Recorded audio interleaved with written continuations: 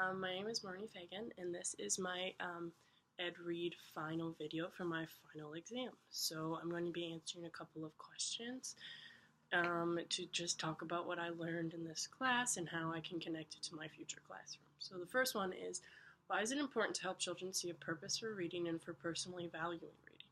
So some of the things that I was thinking about for this question is that when students can relate to things in real life, and can relate to it in some sort of way other than just seeing it, then it's good for them to be able to find a purpose in it. So reading is a really good example. So like if they read something that has a connection to them, then they're going to see a purpose in reading, and they're going to see that reading can teach you more than just things that you just don't know, but it can connect to things that you already know and connect to things that you have kind of a connection to, something that you can learn from it.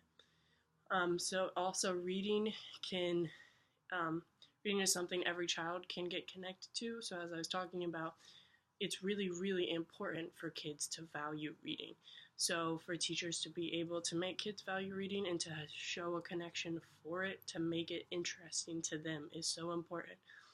And that it's just important because these kids need to find different ways to learn, and reading is one of the most important ways that children can learn, and one of the most important ways that children can find different ways to connect things.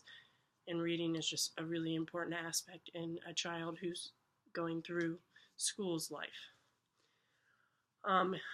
Like I said, reading is education. So reading is a really, really huge way for kids to find education, to learn about new things, to have a sense of what education is. But also reading is like a sense of a new world. So they get to experience through different kind of, perspectives, or through different worlds. They get to, they just get a new sense of the world. They get a new point of view on what it is. What are some things that teachers can do to help children see purpose and find more value in reading? So connecting the readings to different subjects and concepts for the children. So like I was saying, it's really good for them to be able to connect it to things in their lives, but also to connect it to things that they're learning about, or be able to connect it to two different concepts. So like if a kid is learning about something in social studies and they're learning about something in science, if they can use reading to be able to connect those two concepts and be able to connect how they understand it and what they learn from all of that. You can have kids use reading to connect certain situations in society today and what is relevant to an event in their life. So like if a child is going through something kind of difficult, like their grandfather died or their parent died, or there's a new student in class that maybe has some sort of a disability or something that they've never seen before, you can use reading, you can use books to show that, and to teach about that, and to give children a different perspective other than just their own and what you're telling them, to help understand that. So how can literature help us process life and encourage people to consider differing perspectives? One of the main things that I learned in this class, and one of the things that I can connect to this question, is when we read the book Wonder and Fire Girl, actually.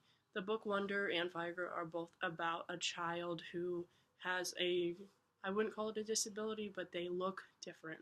The first book, Wonder, is about a boy who was just born differently. He has some facial differences, and he just doesn't look like all everyday children. And Fire Girl is about a girl who was actually in a fire, so a good percent of her body is burned. And they're just going to school for the first time after all of this, and they're kind of just experiencing what the kids there see of them and think of them, and like what they think about it, and how it can be stressful for them, and how some kids can be kind of cruel and just don't understand the differences. So Wonder was actually a really good book to be able to use to show different perspectives, because Wonder especially had at least 8 or 9 different perspectives. It was the point of view of all the different characters in the book, all the different important characters. So it was important for children, if children were to read that, they would get a good perspective on just the different ways that people see things, and why people act the way they do, and why they do the things that they do, and how something can be normal to one person and just completely different to the other. It also considering different perspectives is a good way of seeing, of helping process different events, and you can explain things in different ways to young children so that they can understand it. So like if something like, for example, something really intense like the Holocaust or 9/11 or something like that, younger kids aren't really going to understand that, but you can use literature in a way to help give them a different perspective or help them understand it in a different way than a teacher would be able to or an adult would be able to educate them. What tools have you learned in class to help you use literature as a tool to make positive change? So some tools that we used, I think, would be like the journals and the binders and our text sets and our movie trailers and things like that. Those are different tools that we've used, and also like the way that a teacher talks to you or a way they ask you questions instead of telling you things. That was a tool that I learned in class, making sure that you're not asking, make sure you're asking questions, not telling the students what they should be thinking and what their perspective should be, and using journals and binders so that they can keep track of all the things that they've learned or be able to write down their ideas and write down what they're thinking in a different way. They don't have to use it in words. In journals, you could even write pictures, or you could just make a list of words that make you, like, remind you of something that happened in the book, or write down just questions that you have. So you don't forget it, and when you come back to class, you can ask those questions and stuff like that. So those are some of the tools that we used in our class that could help literature and show it in a positive way. And then our last question is, discuss at least 2 literature response strategies that you have tried in class that you would use in the future. What did you like about these strategies? So the first one that I'm going to talk about is our text set. So we were in a group, and we made something called a text set. So a text set is just a connection between books. So you use a certain concept or a certain topic, and you find a bunch of books that connects to that and are similar and are about that topic.